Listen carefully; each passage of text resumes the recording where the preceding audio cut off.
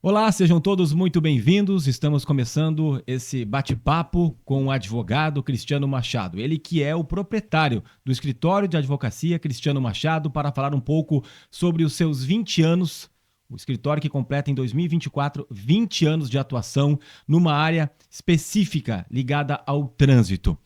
E a gente vai começar esse bate-papo justamente falando, Cristiano, sobre o interesse por essa área, lá no início, porque há 20 anos a questão do trânsito não era tão falada assim, não tinha tantos processos e era uma área que tinha menos interesse. Como é que surgiu a sua percepção para começar a atuar nessa área? Tudo bem? Tudo bom, Ricardo? Uma satisfação, né? Ser entrevistado, né, por uma pessoa de tanto conhecimento, tanto gabarito, não é à toa, né, que eu fiz uma convocação do Ricardo estar, né, que eu fazia, né, para podermos contar essa história de 20 anos.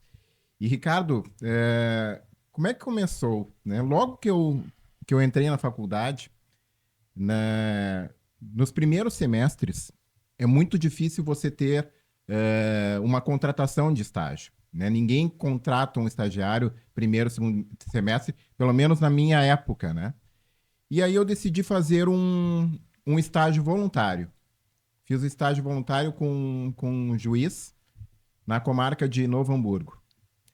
E nesses primeiros meses, né, aí é que as coisas vão ver como acabam. O trânsito acabou me conhecendo, né? Porque eu fiz esse estágio e alguns meses depois, um escritório de advocacia lá da região de Novo Hamburgo acabou me contratando. E aí, dessa vez, com um estágio remunerado. E esse escritório de advocacia, ele trabalhava com seguros e ele tinha uma pequena área de recursos administrativos de trânsito. E aí eles começaram, né, me dando oportunidade de elaborar as peças. E aí eles viram que as peças, né, foram feitas, foram ficando melhores. Então eu passei a fazer praticamente todas as peças administrativas do escritório.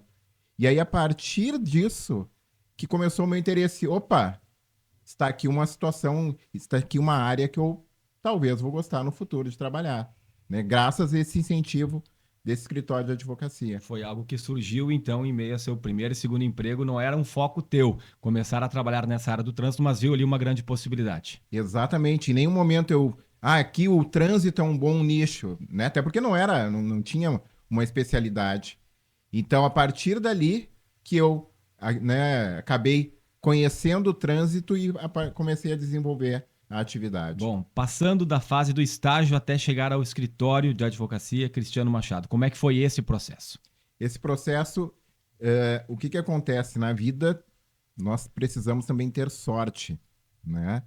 Então, eu comecei a atuar nessa questão e esse escritório de advocacia, num determinado momento, ele acabou tendo que me desligar, né, por questões, né, das questões de cada advogado, eles acabaram se dividindo. E aí eu acabei saindo do escritório. Né? Eu fui demitido do escritório por questões que eles precisavam. E aí eu tinha uma opção. Ainda faltava um tempo para eu me formar. Ou eu ia para um escritório de advocacia ser estagiário novamente, né, que seria o mais cômodo, e eu tinha várias propostas nesse ponto. Ou, né, eu faria a loucura de, bem, já que eu conheço de uma área, eu vou começar a trabalhar. Até porque o direito de trânsito até hoje não é obrigatória a figura do advogado. E onde é que está, vamos dizer, a sorte? Eu acabei conhecendo, através de uma amiga em comum, uma pessoa que eu posso dizer que ele é o anjo para eu ter realmente um escritório.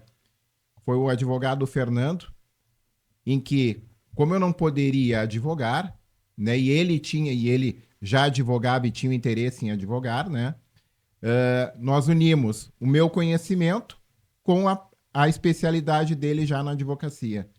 A partir dele que eu comecei a poder ter juntamente com eles aí não só a minha questão administrativa, e sim uma questão judicial, não é ser apenas um recurso administrativo, e sim também ações judiciais. Isso foi fundamental para que eu pudesse logo depois que eu me formei, já ter uma clientela, né, já ter uma carta de clientes, né, bem interessante. Foi quanto tempo esse período ali de estágio até abrir o escritório? Eu acredito que esse período em que eu comecei efetivamente a trabalhar na questão administrativa, e começando a ter a minha clientela, acho que foi no último ano, foi num período de um ano, esse último ano, que até então, no escritório de advocacia que eu estagiei, acho que eu estagiei 2, 3 anos antes disso. E depois, nesse último ano, né, que era o ano de formatura, que eu comecei a desenvolver de forma, né, mais específica a questão do trânsito. E sempre foi só focado na questão do trânsito? Sempre foi só focado na questão de trânsito. Né? Me chamou tanto a atenção na questão do trânsito e o meu interesse que eu não procurei outras matérias, outras áreas. Foi sempre a questão buscada do direito de trânsito. E certamente isso dá um respaldo também. O Cristiano que já foi chamado para várias vezes dar entrevistas em diferentes meios de comunicação porque é especialista nessa área. O que mais chega de demanda para vocês? Quais são as procuras que vocês têm, os casos mais comuns, os casos mais incomuns também que chegam até o escritório de advocacia Cristiano Machado? As questões mais comuns, né? Nós trabalhamos com o trânsito em que sentido? Na questão de multas de trânsito, na questão de processos de cassação da CNH, em processos de suspensão do direito de dirigir. Qual é a situação mais procurada do escritório, que é a questão do bafômetro, é recusa ao bafômetro. E também, isso foi uma área que cresceu muito nos últimos anos, que é a questão do acidente de trânsito. Então, esse é o principal norte do escritório e das demandas, né? Então vamos falar um pouquinho mais como é que funciona o processo. Desde que a pessoa toma a multa ou recebe a indicação da multa, tem o prazo para pagar, o processo, como é que vocês lidam com isso, a orientação também, porque a gente sabe que tem muitos clientes que eles querem a informação ali e já querem tocar por conta, né? Mas nem sempre é assim. É importante também deixar claro o papel do advogado para o sucesso também dessa causa. Exatamente. Processo administrativo. Quando um condutor, né, ele é autuado, né, sob uma suposta infração que ele teria cometido, o que acontece? Inicialmente ele recebe uma notificação para a defesa da autuação, para a defesa, vamos, né, simplificar aqui, para a defesa da multa. Ele pode, nesse momento da defesa, fazer a defesa ou nesse mesmo momento ele tem a possibilidade de indicar o condutor e vamos criar a situação que ele fez a defesa. Se essa defesa for julgada e não for aceita, ele recebe uma segunda notificação, que é a notificação de julgamento da defesa, que é a notificação para recurso, que ele pode recorrer e nesse momento ele pode recorrer e pode pagar com 20% de desconto. Mas vamos criar a situação que ele recorreu. Se ele recorreu, né, estamos na segunda fase do processo administrativo, vamos criar a situação que esse recurso foi julgado e foi indeferido, foi negado. Ele tem mais um recurso. Então, em resumo, um condutor, quando ele sofre uma infração, ele tem 3 possibilidades de atuação. E é muito bom que você comentou de passar a verdadeira mensagem para o cliente. Muitas vezes nós verificamos a infração e eu sou o primeiro a dizer, não, aqui você não vai conseguir. Aqui você pode até entender que a multa é irregular, mas aparentemente, formalmente, ela está toda correta. Então, a nossa possibilidade de vitória ela é muito remota. Como existe a situação em que a gente analisa, bem, aqui a gente pode trabalhar. Aqui a gente tem uma situação que possa reverter, né, na via administrativa. Você falou sobre a questão de indicar o condutor que cometeu a infração, passar para uma outra pessoa que não seja proprietário do veículo. Se eu perdi esse prazo, como é que funciona depois para que isso não recaia sobre o proprietário do veículo ou essas circunstâncias? Hoje nós temos uma situação, né, que já está, vamos dizer, pacificada, né? É um entendimento reiterado na justiça que um condutor, mesmo que ele perca esse prazo administrativo de indicação de condutor, ele pode judicialmente informar o efetivo condutor. Tá? Então, existe essa plena possibilidade e vamos verificar o quanto ela é importante. Vamos criar a situação que o Ricardo teria 44 pontos na carteira dele. Isso gera um processo de suspensão. E uma das multas não foi o Ricardo que cometeu, foi a esposa. Então, se o Ricardo entrar judicialmente informando o condutor e anulando alguma dessas multas, ele deixa de ter esse excesso de pontos e ele anula um processo de suspensão. Mais um exemplo, o Ricardo estava com a carteira suspensa e cometeu uma multa. E ele não informou o condutor. O que o Detran faz? Já que ele era o proprietário, cometeu uma infração, vamos lá, de velocidade, e não informou o condutor, se presume que o condutor era o Ricardo. O Ricardo estaria com a carteira, dirigindo então com a carteira suspensa. Isso gera um processo de cassação, ou seja, 2 anos sem dirigir. Então, se eu entro com uma ação informando o condutor, também, né, tem total interesse o Ricardo em demonstrar que ele não era o condutor e é plenamente possível na via judicial informar o condutor, mesmo passado o prazo administrativo. Estamos conversando com o Cristiano Machado, advogado e sócio proprietário do escritório de advocacia Cristiano Machado, para explicar um pouco desses meandros. Você falou de algumas etapas quando a pessoa comete uma infração. Se a pessoa não entrar com recurso, ela vai ter que pagar a multa.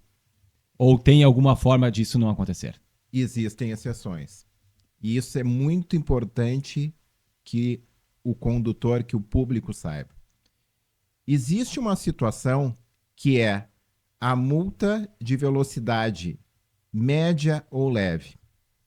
Aquele condutor que receber uma multa de gravidade média ou leve e nos últimos 12 meses e não tenha cometido outra infração no seu prontuário, mesmo que ele não se defenda, para ele será aplicada a penalidade de advertência. O que é a penalidade de advertência?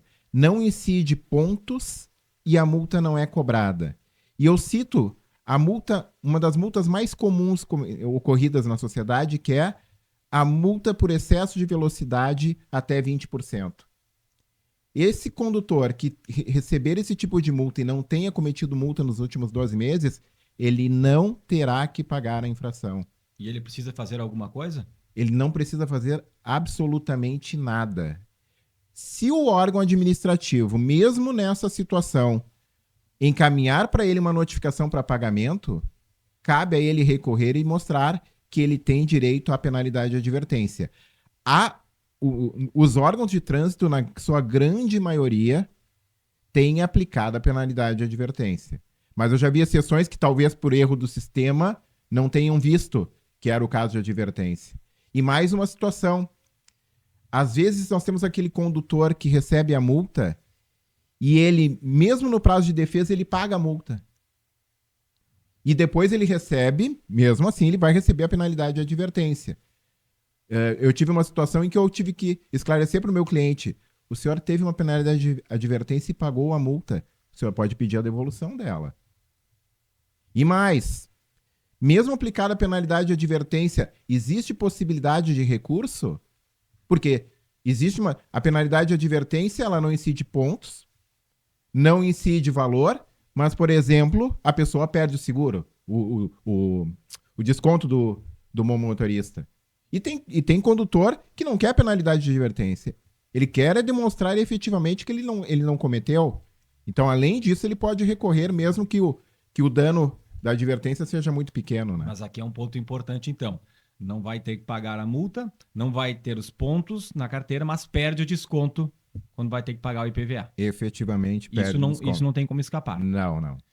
E se a pessoa for recorrente, em 12 meses ela tomar uma outra multa leve ou média?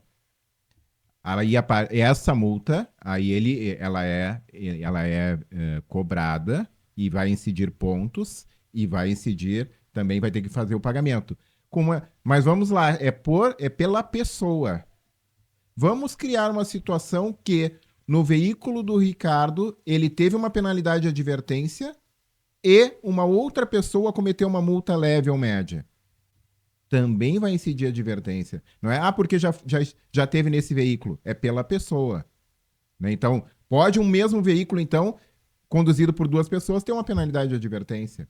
Plenamente. Desde que seja a primeira multa leve ou média nos últimos 12 meses. A questão de pontos é interessante, né? Dias atrás aconteceu uma situação comigo e até entrei em contato com o Cristiano para saber, né, sobre multa leve, a média, a grave. E tem a questão de diferentes pontuações para a pessoa perder a carteira. Explique para a gente, né? Porque teve diferentes governos e essas legislações aí foram alteradas e eu conversei com alguns amigos e muitos não sabiam que, de fato, se tu tomar multa grave, a tua quantidade de pontos ela é menor do que se tu for tomando multas leves ou médias. Vamos lá.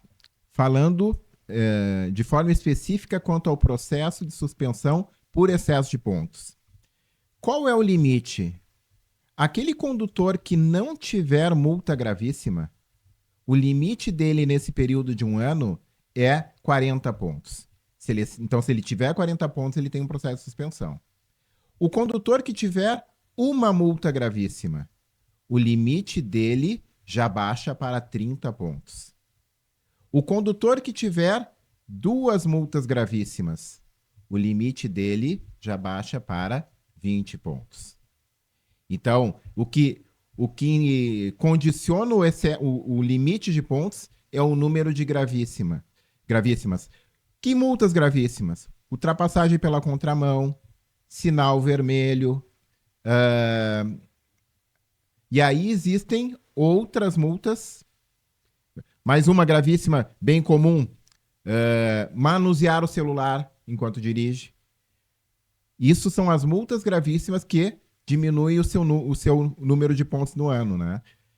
Mas nós temos também, né, e o código até poderia criar uma nova nomenclatura, porque nós também temos multas gravíssimas que não incidem num processo de suspensão por pontos. Multas que são gravíssimas e geram processo de suspensão por si só. São multas gravíssimas, vamos dizer, se nós vamos usar o popular, seria gravíssimaíssima. Bafômetro, recusa ao bafômetro, manobra arrancada brusca, excesso de velocidade além de 50%. Essas multas elas não incidem num critério de pontos. Basta o cometimento delas para ter um processo de suspensão. Aí tu pode perder a carteira de imediato. Não perde a carteira de imediato. Também é muito colocado. Você teve uma multa de excesso de velocidade além de 50%, terá a carteira suspensa. O que acontece é, tem a multa e existe um processo administrativo. Se nesse processo administrativo for aplicada a penalidade, aí sim.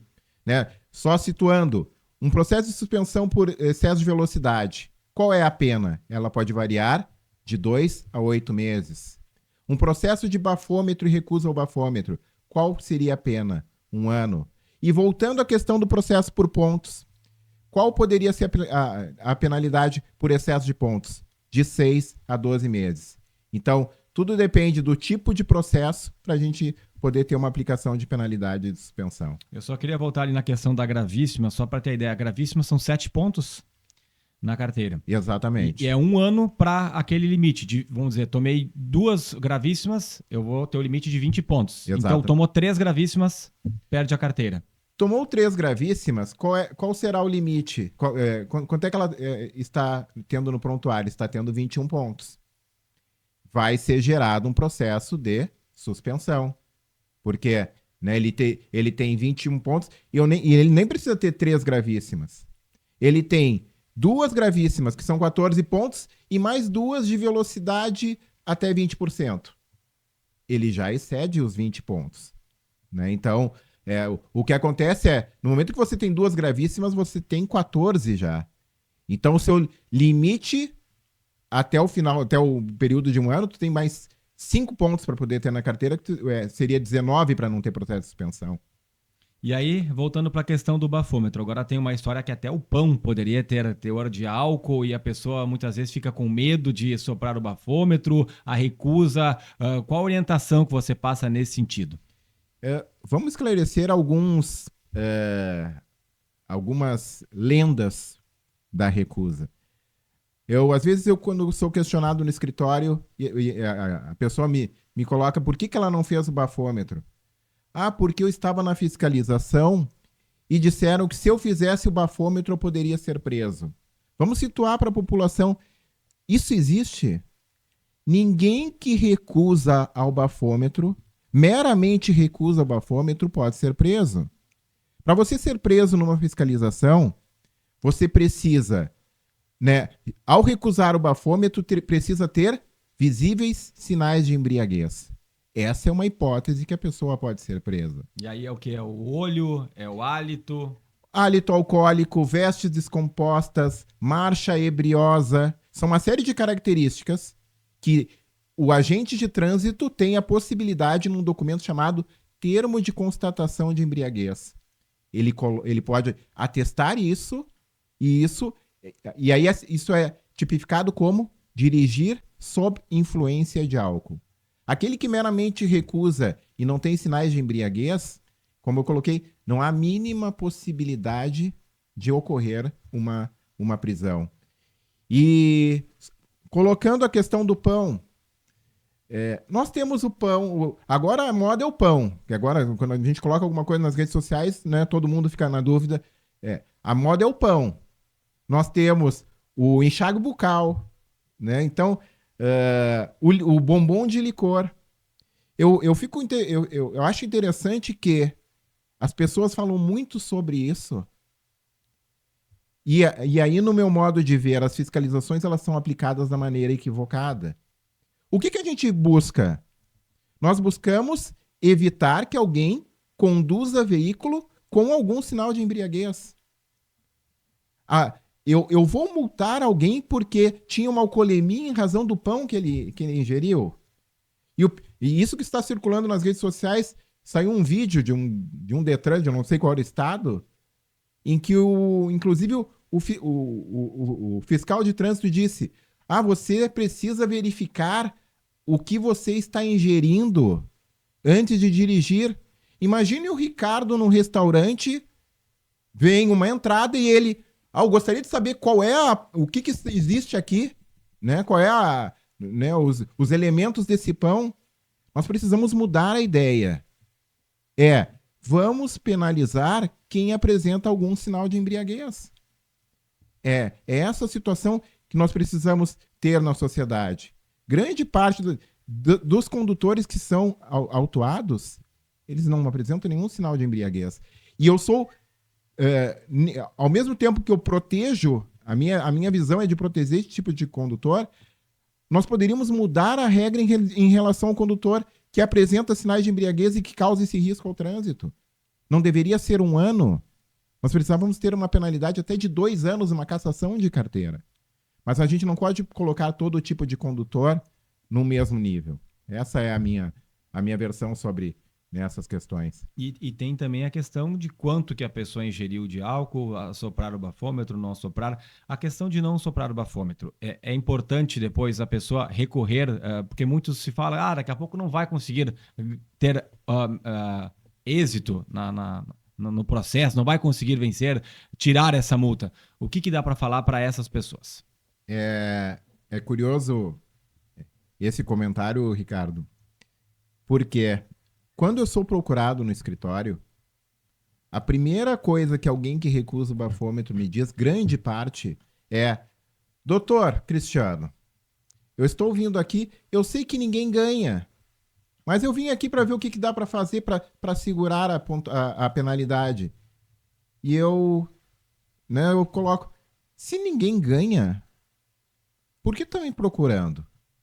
E aí, curiosamente, como é normalmente um cliente indicado, porque o senhor anulou o caso do meu amigo. Não existe essa questão, ninguém ganha. Todo o processo administrativo, ele é plenamente possível que haja uma série de irregularidades. E eu até coloco, se ninguém ganhasse, eu não estaria trabalhando há 20 anos nessas questões. Para você poder fazer, para você, fiscal de trânsito e administração, efetivamente tornar regular uma infração, seja qual for, e aí eu estou falando da questão do bafômetro ou recurso ao bafômetro, existe uma série de requisitos. E aí, inclusive, eu vou colocar aquela questão que você falou sobre o termo de constatação de embriaguez, né? Vamos lá colocar uma situação que foi anulada. O condutor foi multado por recusa ao bafômetro. E, quando eu recebo a notificação, eu vejo lá no auto de infração fulano apresentava hálito alcoólico, marcha anormal e vestes descompostas. Aqui nós temos o quê? Só para dar um exemplo, aqui nós temos um tipo errado, uma descrição errada. Se ele apresentava sinal de embriaguez, ele não poderia ser multado por recusa ao bafômetro. Teria que ser o quê? Dirigir sob influência de álcool. Isso é motivo para anular? Sim. Um erro de notificação é motivo para anular? Sim. Nós temos um manual brasileiro de fiscalização de trânsito. E que se ele não for obedecido, é plenamente possível a nulidade desse ato. Você citou alguns exemplos, já algumas situações que aconteceram, de pessoas que lhe comentaram coisas pontuais. Tem uma situação que lhe marcou, algumas que mais lhe chamaram a atenção nesses 20 anos aí de carreira? Tem uma situação, vamos dizer, cômica, que uma das primeiras entrevistas que foi no Jornal do Almoço era um dia em que o Renato Portaluppi tinha sido demitido ou tinha pedido demissão do Grêmio na manhã ou na noite. E eu tinha uma entrevista no Jornal do Almoço nesse dia. E eu fui lá, fiz a entrevista, e eu saio da entrevista, eu recebo ligação de um cliente meu dizendo: Doutor Cristiano, acabei de acompanhar o senhor agora e todas as pessoas do restaurante estavam dizendo que o senhor era o novo técnico do Grêmio. E eu pensei, foi um fato isolado. Quando eu chego no escritório, um outro cliente: doutor, eu pensei que o senhor ia ser o novo técnico do Grêmio. Porque eles estavam vendo no mudo. Então, teve essa situação muito cômica. Aceitaria o cargo? Olha, com o valor de hoje, é bem interessante. E uma outra situação aí mais séria e que reflete, Ricardo, a nossa questão de busca do interesse do cliente. Eu tive uma situação de um condutor, ele era motorista de uma empresa de ônibus e ele estava com a carteira suspensa. E eu lembro que ele foi ao escritório com a filha dele recém-nascida e aí ele até então, aí eu fiz todo o procedimento, entrei com processo administrativo, depois judicial, e ele disse: doutor Cristiano, eu estou com a carteira suspensa, o nosso processo está em andamento. O meu chefe, ele conseguiu me colocar na parte administrativa da empresa, mas ele me deu um limite de prazo. Então eu preciso regularizar na minha carteira até uma data X. E aí eu tive um processo judicial. Na justiça nós temos a sustentação oral, que é aquilo que a gente vê nos filmes americanos não acontece toda hora, né? Sustentação oral é quando nós vamos na frente de um juiz e ali a gente acaba, falando o motivo pelo qual nós temos a necessidade de êxito. E eu te digo, me preparei muito para aquilo ali, mas eu estava ciente que não era uma situação de certeza de vitória. E aí eu fiz essa sustentação oral, e aí que aconteceu uma situação que foi uma surpresa. O julgador, ele estava com a ideia de não aceitar os meus argumentos. Então eu fiz essa sustentação e, finalizado isso, o julgador disse: eu vou fazer uma coisa que eu nunca fiz. Eu vou mudar o meu voto em favor, reconhecendo que o Cristiano colocou tem sentido, e vou mudar o meu voto agora, porque normalmente eles pedem vistas dos autos para fazer uma decisão. Ele fez na hora um julgamento favorável, ele era o relator, e os outros dois julgadores que estavam com ele também foram favoráveis. E aí eu liguei para esse cliente. E ficou um silêncio do outro lado da ligação quando eu disse que nós ganhamos.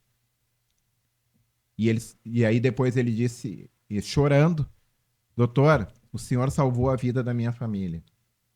Isso foi faltando uma semana para cumprir aquele prazo que ele tinha do setor administrativo. Então, eu estou muito acostumado com vitórias. Mas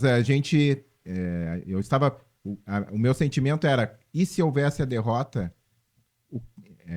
Eu sei que eu não tenho culpa nenhuma, eu tenho um trabalho, mas não seria fácil dar uma notícia negativa para uma pessoa que precisa tanto, né? Muda a vida das pessoas, né?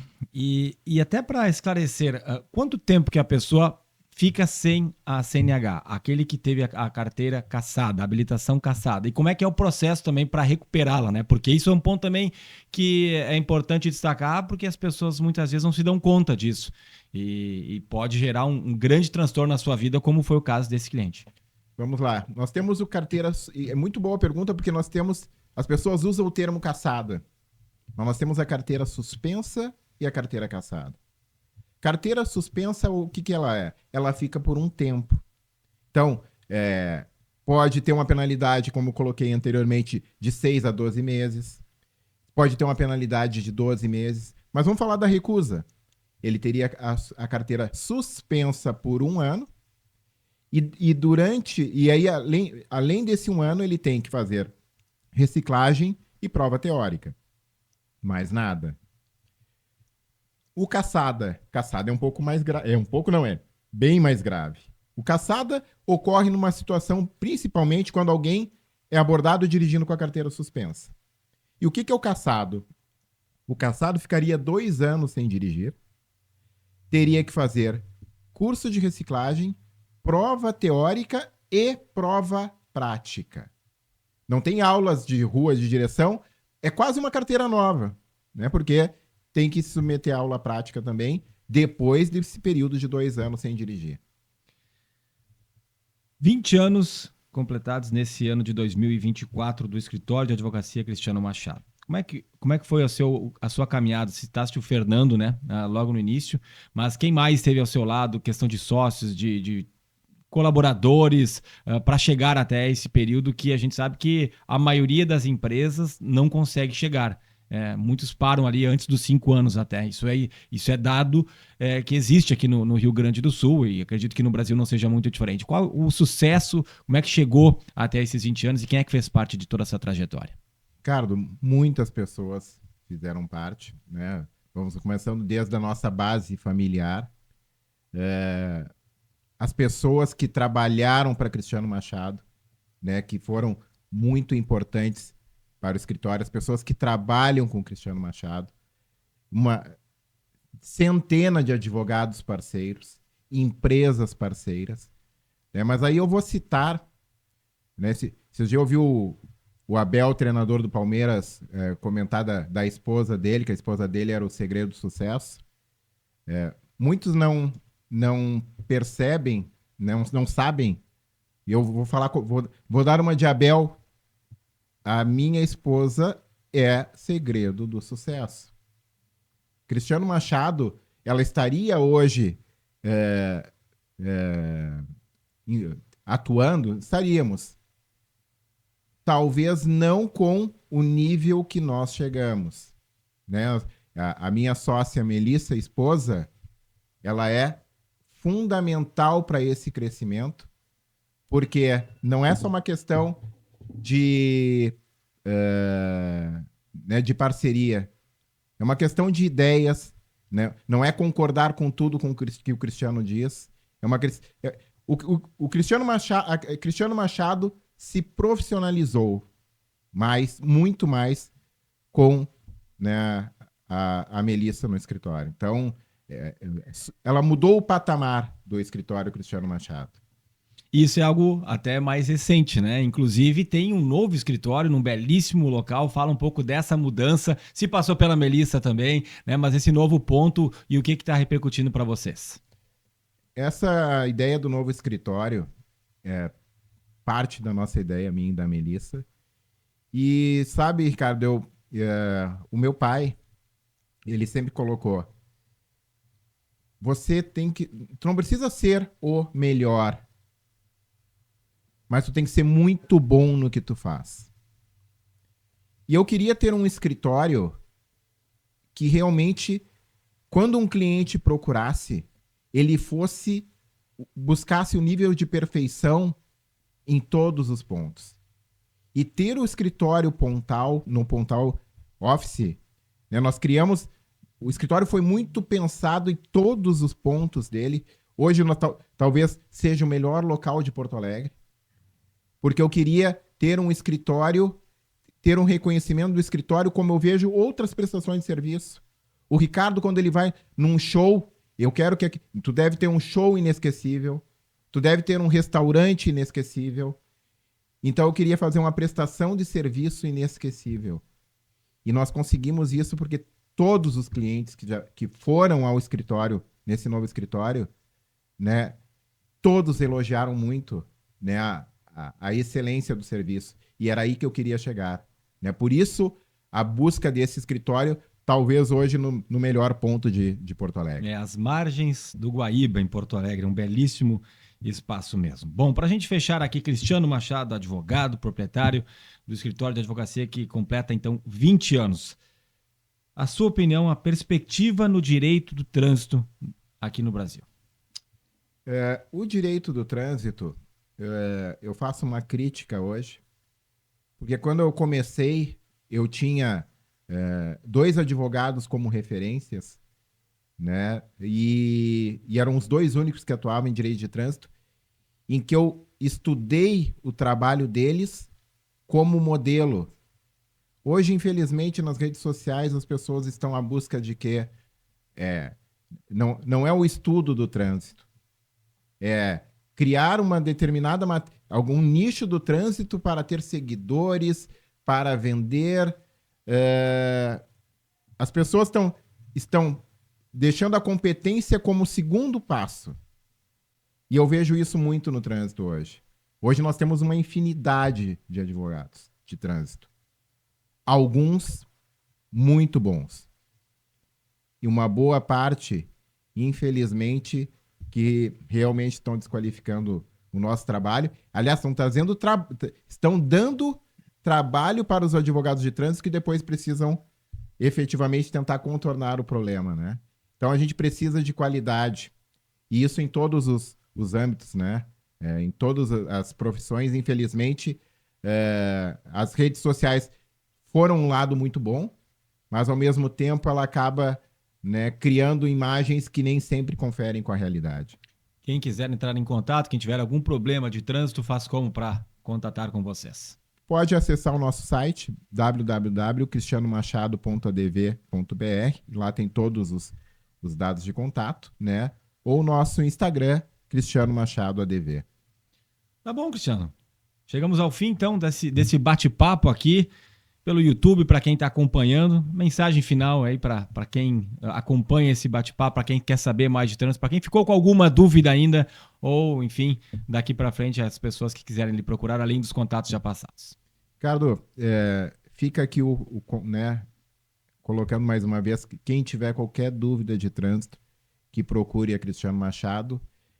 Mas eu queria finalizar, na verdade, fazendo um agradecimento, que, como eu falei, o Ricardo, ele não está vindo aqui, não é um convite, ele foi convocado, porque o Ricardo, ele conhece muito do Cristiano Pessoa, e eu queria que ele fizesse parte dessa história dos 20 anos, de nós mostrarmos para os clientes e para os futuros clientes quem é Cristiano Machado, quem será Cristiano Machado no futuro, e nada melhor que um jornalista, né, de tanta qualidade, né, e conhecimento, e um batalhador. E que conhece a minha história, e eu queria que a minha história fosse contada por ele.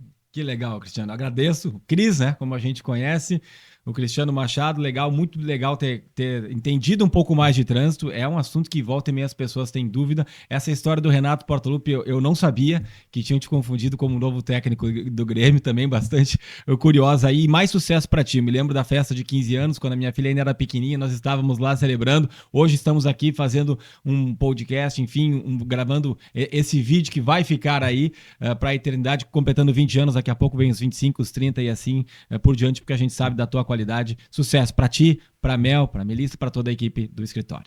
Muito obrigado, Ricardo. Obrigado e estamos à disposição.